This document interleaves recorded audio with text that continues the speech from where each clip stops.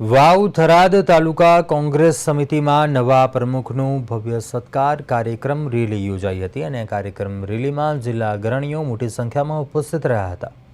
કોંગ્રેસ સમિતિ દ્વારા નવનિયુક્ત પ્રમુખ તરીકે પસંદ થયેલા પ્રધાનજી ડાયાભાઈ ઠાકોરનો આજે ભવ્ય સત્કાર અને પદગ્રહણ કાર્યક્રમ યોજાયો હતો અને કાર્યક્રમમાં જિલ્લા કોંગ્રેસ પ્રમુખ ગુલાબસિંહ રાજપૂત, જિલ્લા પૂર્વ પ્રમુખ ભરતસિંહ વાઘેલા સહિત અનેક આગેવાનો મોટી સંખ્યામાં હાજર રહ્યા હતા।